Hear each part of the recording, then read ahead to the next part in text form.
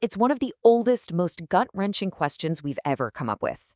If the universe is overseen by a good and just God, then why do good people have to suffer? Today, we're going to dive deep into one of the most powerful explorations of that very question ever written, the ancient book of Job. This right here, this is it. This single powerful question is the engine driving the entire story. It's behind every poetic verse, every heated argument, and every moment of absolute despair.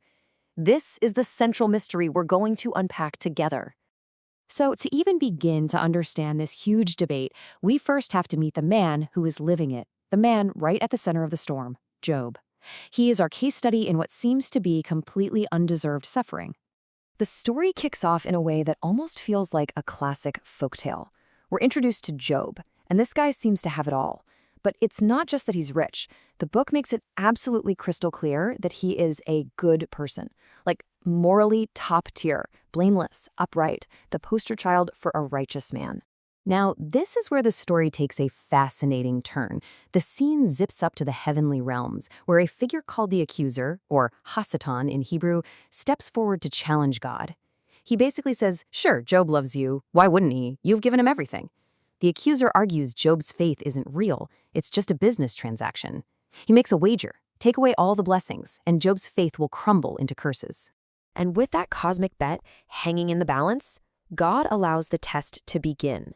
And just like that, Job's perfect life is about to be completely and systematically dismantled in the cruelest ways you can imagine. First, his wealth. It happens so fast. In this dizzying, rapid-fire sequence of bad news, all of his livestock and his servants are suddenly wiped out. Everything. Gone. And then comes the blow that is just unthinkable.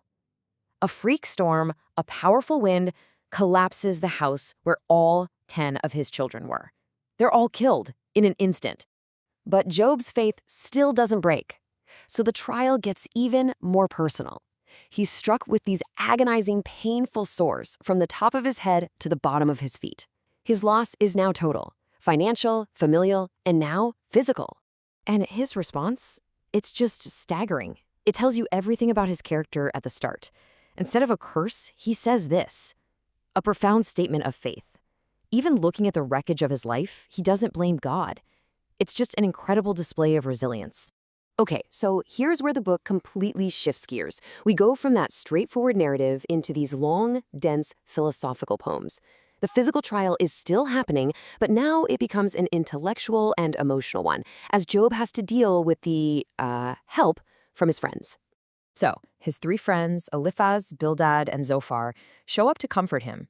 But their idea of comfort is based on a very rigid, predictable formula.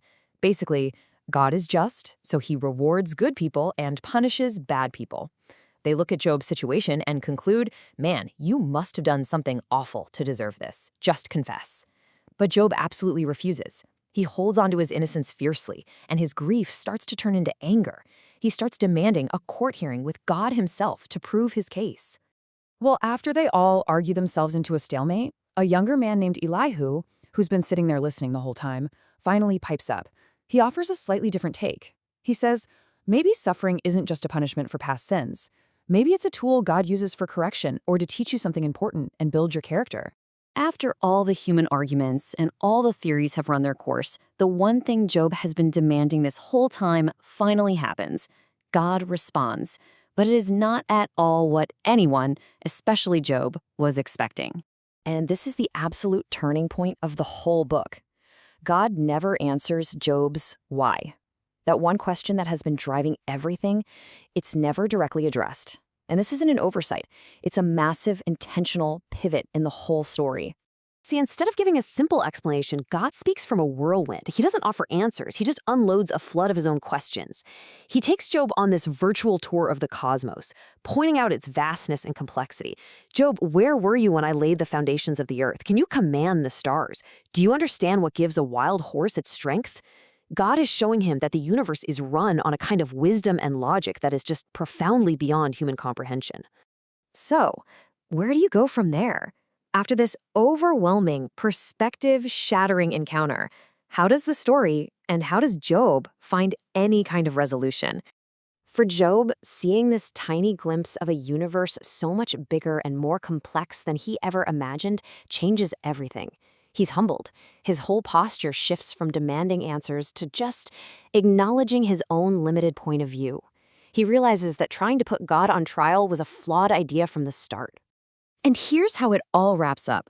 First, God tells Job's friends off for their overly simplistic and, frankly, unhelpful advice. Then, Job's world is restored. He gets double the wealth he had before and is blessed with a new family.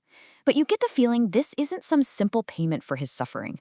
It's a symbol of a renewed, deeper relationship with God, one that can now exist even without a direct answer to his why. So, in the end, the book of Job doesn't give us a neat little formula to explain suffering. In fact, it does the exact opposite. It takes all our simple formulas and just blows them to pieces. It doesn't leave us with an easy answer, but with a much deeper, more challenging question. A question that really makes you think about what faith even is. What is the value of belief when it has to survive without easy answers?